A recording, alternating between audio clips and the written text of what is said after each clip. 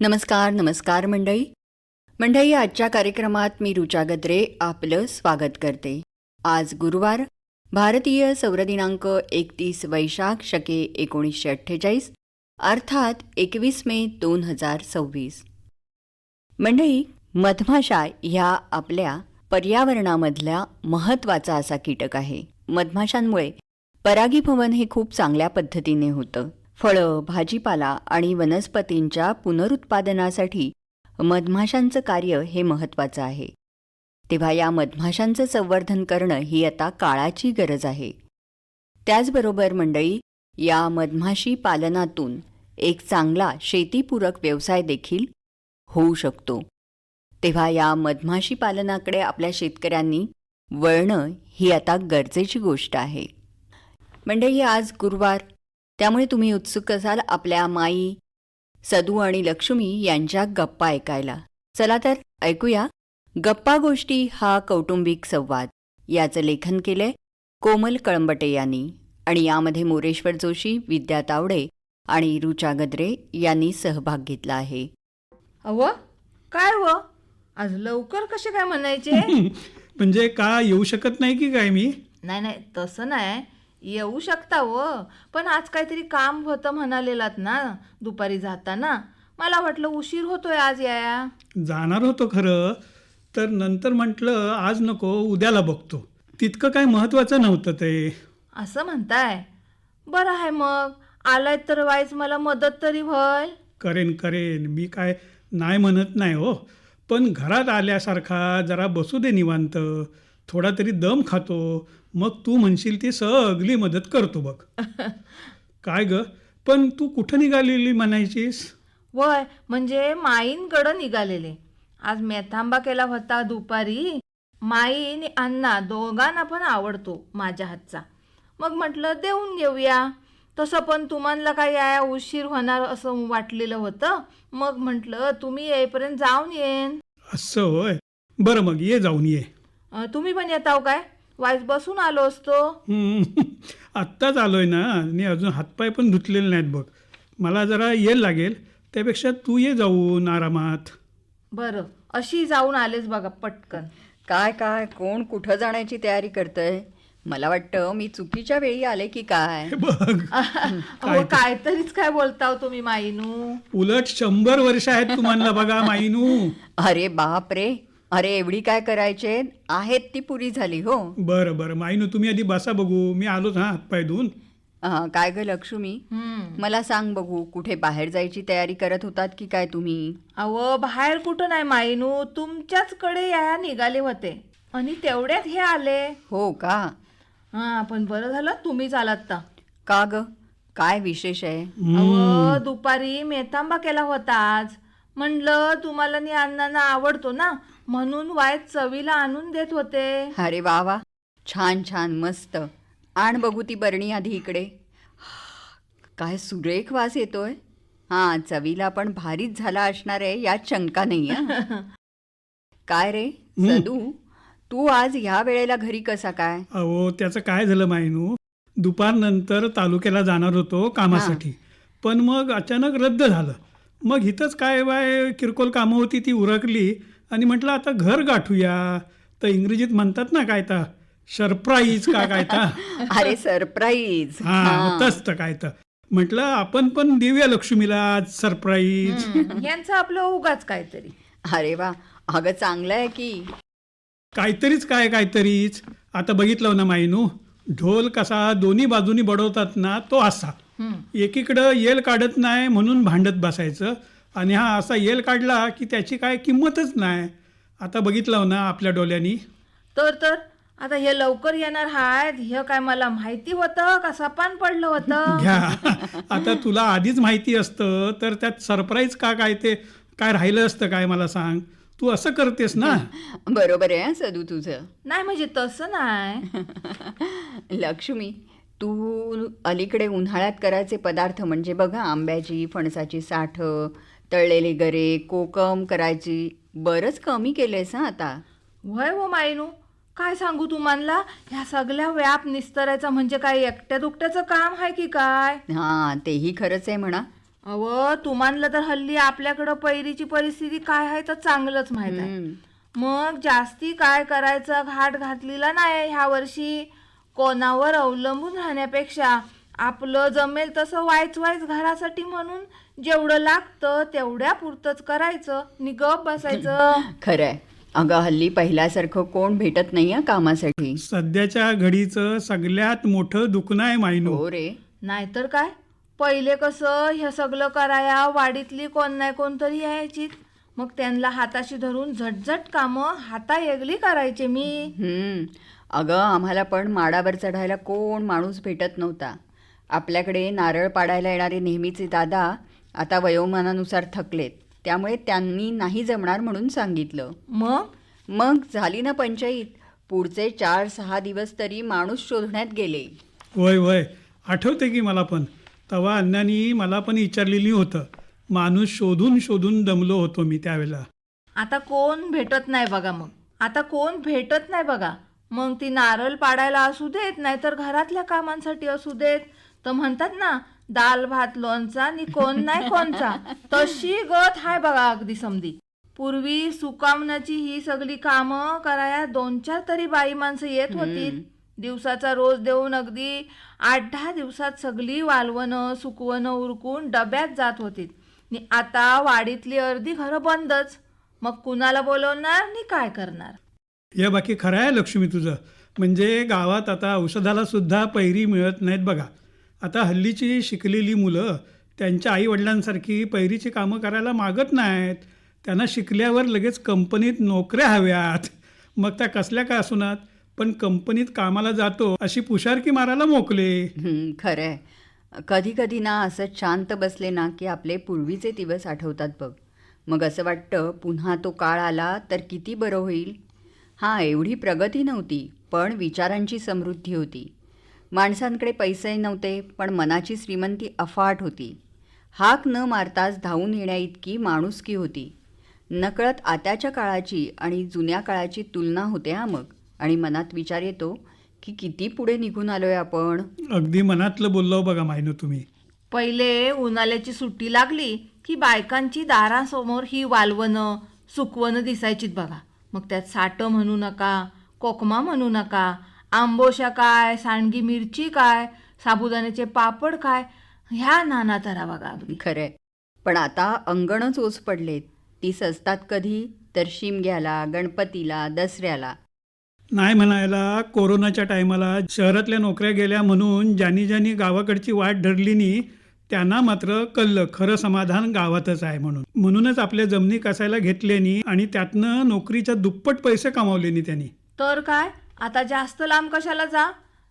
आपल्या घरापासनं 4 घरं सोडल्यावर घर हायत. हा, ते पण असे आलेले गावी कोरोनात.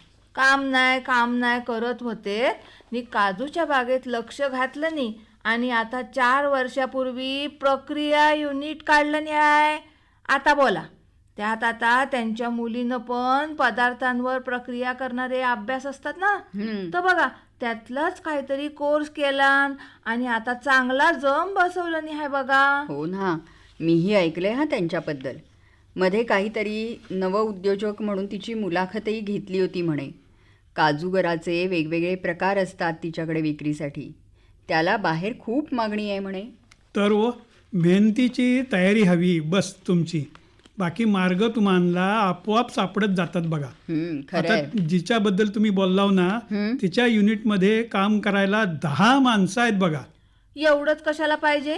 शेजारच्या काकूंचा नातू आहे ना, त्यानं पण असंच काहीतरी कोर्स केला आणि ते त्यानं काय स्किल डेव्हलपमेंट सेंटर आहे ना, तिथून आज अख्ख्या गावात त्याच्यासारखा मोबाईल दुरुस्त करणारा कोण नाही बघा.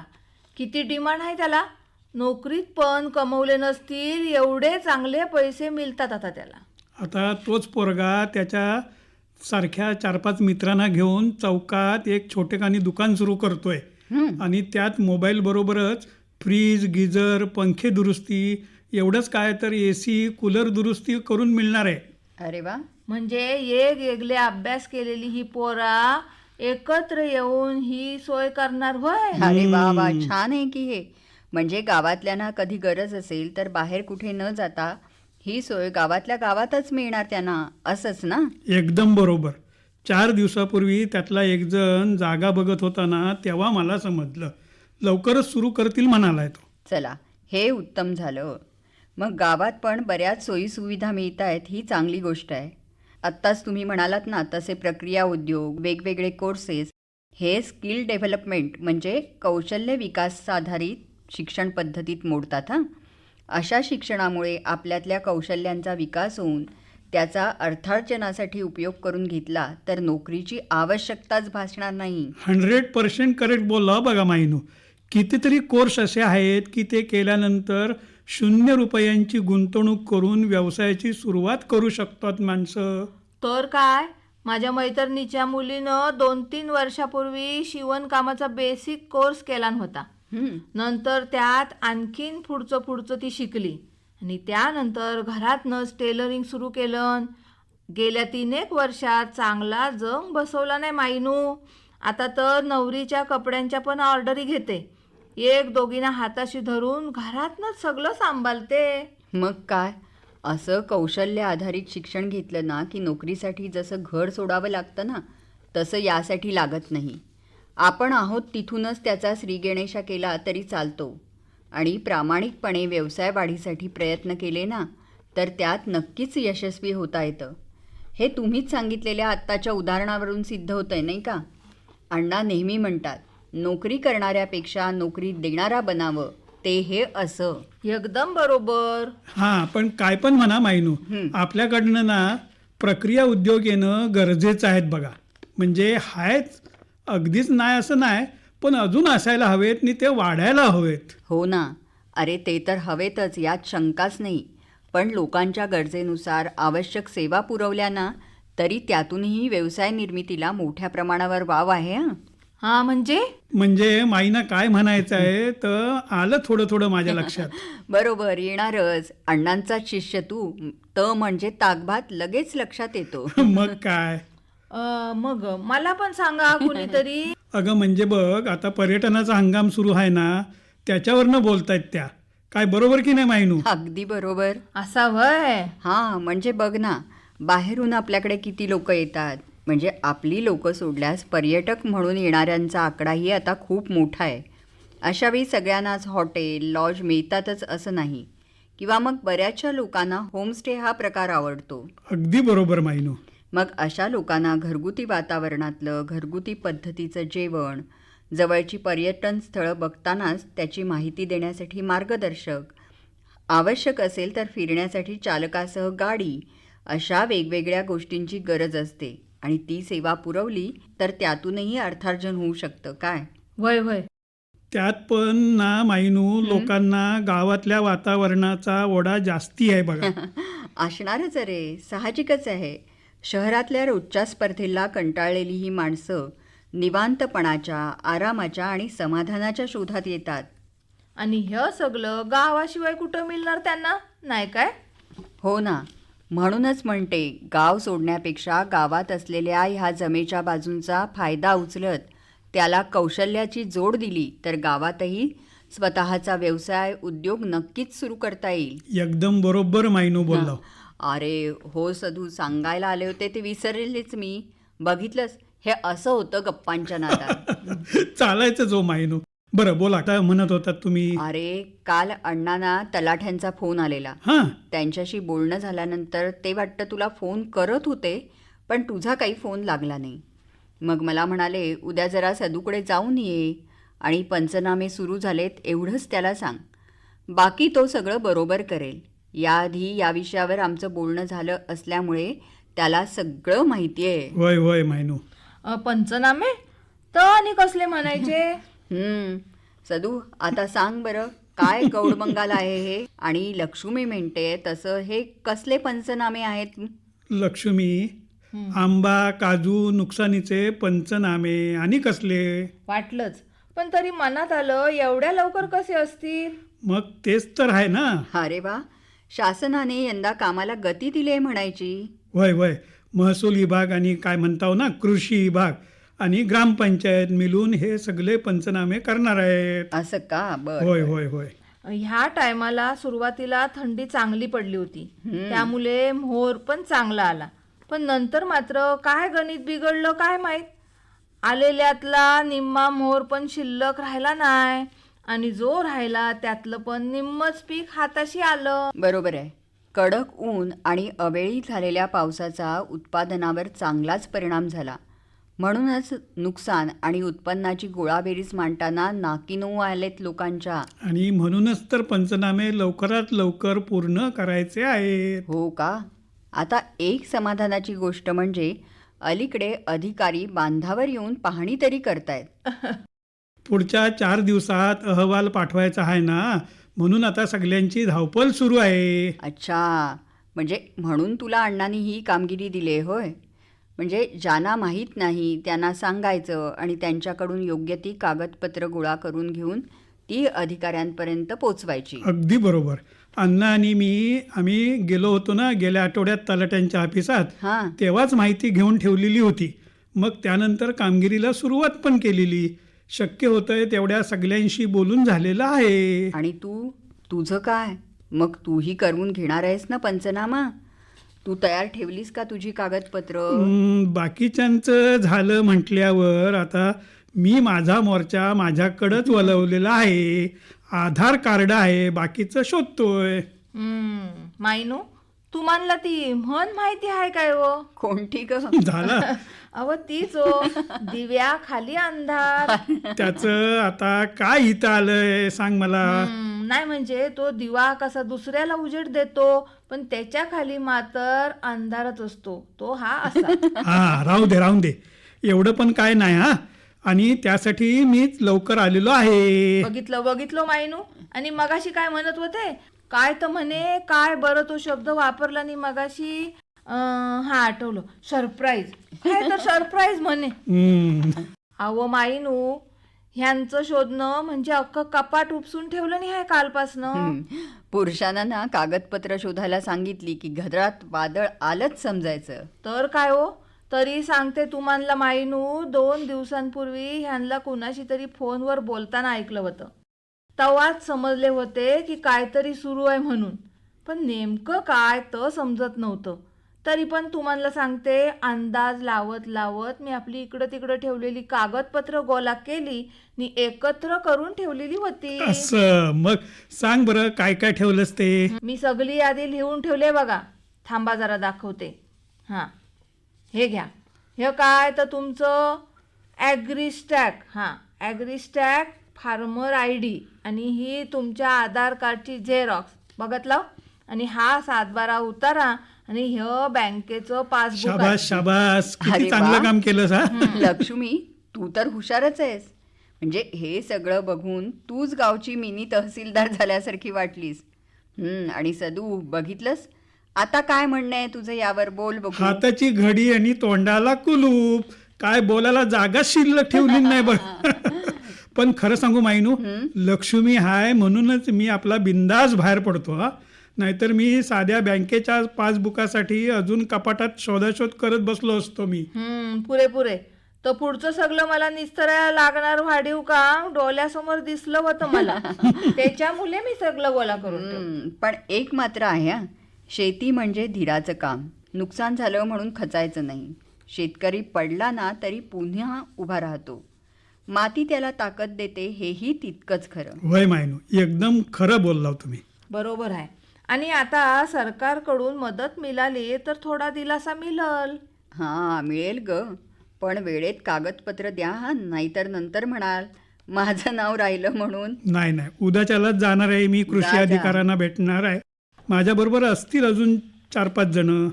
हो, जाऊन ये. आणि हो, अण्णांना फोन कर हा नंतर. होय तर. आणि त्यांच्याशी बोलून घे एकदा. आज आता बाहेरच गेलेत ते, पण उद्या आहेत. कदाचित ते येतीलही तुझ्यासोबत, पण त्यासाठी आठवणीने बोलून घे त्यांच्याशी. हे काय सांगणं झालं मायनू. बरं, बाकी काय म्हणताय मायनू? आणखी तुम्ही गेलीत काय सगळी मंडळी परत? हो, गेली हो. तुला सांगते लक्ष्मी, ही माणसं ना आलेली परवडतात ग, पण गेलेली परवडत नाहीत बघ. 8-10 दिवस घरात नुसता दंगा, आवाज, मस्ती सुरू होती. हसण्याचा आवाज तर कमीच होत नव्हता. डेसिबलमध्ये बोलला असताना तर कदाचित कारवाईच झाली असती आमच्यावर, इतका आवाज होता. काय सांगताव काय? आणि म्हणताव तर खरंच आहे, माणसं असली ना की घर नुसतं किलबिलून जातं, पण ती गेल्यानंतर मात्र इतकं रिकामं होतं की पहिले 2-4 दिवस काय सुचतच नाही बघा. माझंही सध्या तसंच झालंय बघ. काही म्हणून सुधरत नाहीये. हो, चालायचंच मायनू. आपलं बाबूजी म्हणून गेलेत ना बघा मायनू, अशी पाखरे येती आणि स्मृती ठेवून जाती. 2 दिवसांची रंगत संगत 2 दिवसांची नाती. सगळं खरं आहे रे बाबा तुझं. बरं माईनू, आता वाईट चाय घ्याल ना की नंतर घेऊ? अरे घ्याल ना, म्हणजे काय घेणारच. तू पण ना कधी कधी काय प्रश्न विचारतेस हा लक्ष्मी. तुम्ही जरा ब्रेक मारा बरं. ब्रेक? बोलू पण देत नाही मला पूर्ण. ऐकत नाही काय पण, मी आधीच उगाच बडबड करता अरे वाय. हो हो. अरे सदू, ती काय म्हणते ते ऐकून तरी घे. हा, काय म्हणत होतीस लक्ष्मी? अव चाय तर करणारच आहे, फक्त त्यांनाच विचारत होते की आता घ्याल की थोडा वेळानं आणू. असं होय. मला वाटलं आम्हाला चायच देत नाहीस की काय. नाही ग लक्ष्मी, घेऊया थोडा वेळान. बस जरा वेळ गप्पा मारत. म्हणजे हल्ली अशा गप्पा आपल्या क्वचितच रंगतात. नाहीतर बघावं तेव्हा जो तो फोनमध्ये असतो. समोरासमोर बोलणंच होत नाही. काय त्या फोनमध्ये एवढं ठेवलेलं असतं काय माहिती. हल्ली त्या रिलाचा नाद आहे बघा सगळ्यांना. अर्ध्यांनी ती रिलं करायचं आणि अर्ध्यांनी ती बघायचं. तुम्हाला सांगतो माईनू, त्या दिवशी आपल्या गावच्या वेशीवरती 3-4 मुलं मिळून हे नसते उद्योग करत होते. हा. एक जण कॅमेऱ्यात काय तर शूटिंग करत होता आणि बाकीचं 2-3 नाचत काय होते, मध्येच काय पलत काय होते. एकाच गाडीवर बसून तिघं तिथल्या तिथं फेऱ्या काय घालत होते, काय विचारू नका. कर्मणी दशा. मग रे, मग काय मायनू, जरा 4 चांगले शब्द सांगायला गेल्यावर पळून गेले ना तिथून. तर काय करतील, तुमचं ऐकण्यापेक्षा धूम ठोकलेली बरी म्हणत सुसाट पलाले असणार. अहो, तुम्हाला माहिती आहे काय मायनू, काल रात्री काय झालं तर? काय रे, काय झालं एवढं? काय हो, काय झालं काय तर? तो शेजारच्या वाडीतला बाबू आहे हा. ना, तो रातच्याला आपल्या कामावरून घरी चालत येत होता. बर. मग नाही त्याला काय भूता बितान धरला की काय र देवा? काय आता हे भूत कुठून आणलं मध्येच?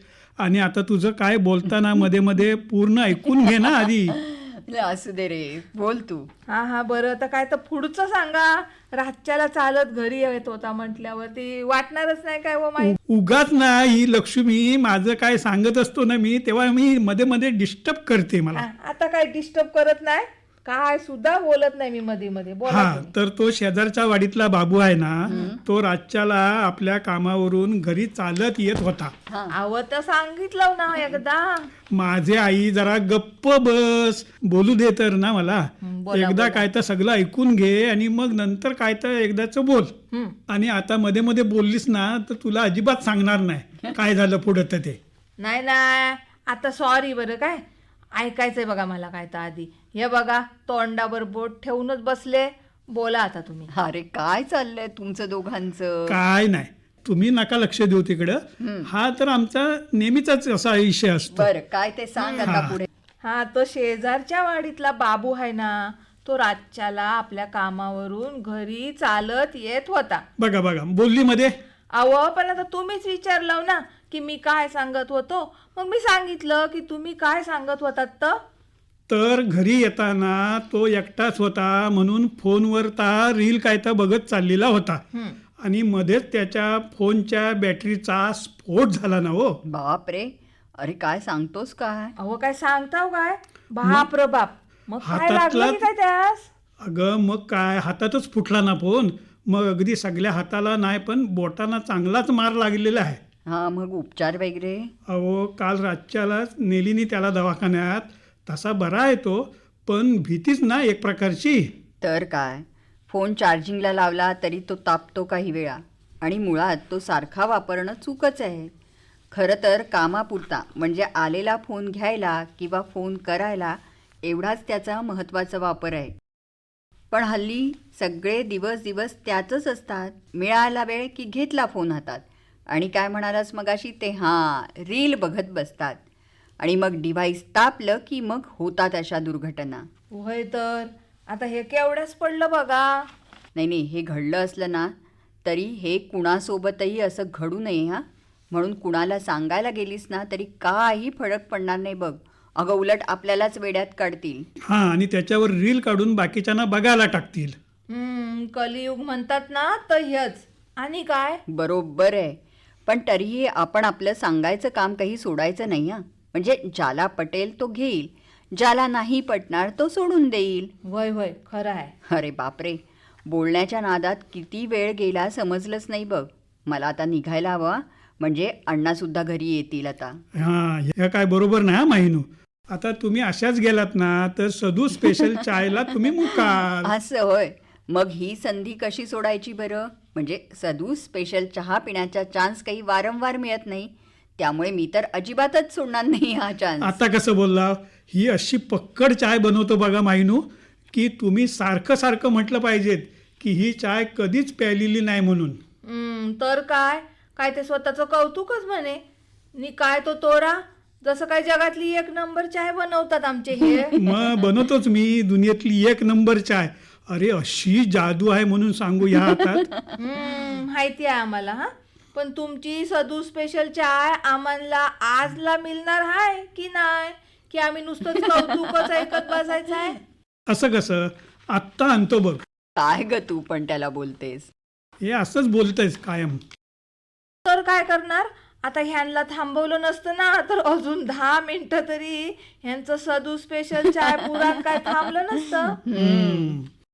टाढा ही घ्या सदू स्पेशल चाय, प्या आणि खुश व्हा. अरे वा. माहिनू, प्या आणि सांगा कसा झालाय तो चहा मला. हो हो. खूपच छान चव आहे बरं का. आणि लक्ष्मीबाई तुम्ही पण सांगा कसा झालाय तो. ठीक आहे ठीक आहे. काय फकस्त ठीकच आहे. आणि आण बरं इकडं तो प्याला. अहो भारी झाला एकदम, एक नंबर. हा, मग माहिती आहे ना आपल्याला एक नंबर असणार आहे ते. गप्पा गोष्टी हा कौटुंबिक संवाद आत्ताच आपण ऐकलात. याचं लेखन केलं होतं कोमल कळंबटे यांनी, आणि यामध्ये मोरेश्वर जोशी, विद्या तावडे आणि ऋचा गद्रे यांनी सहभाग घेतला होता. याचबरोबर आजच्या कार्यक्रमातून मी ऋचा गद्रे आपला निरोप घेते. नमस्कार.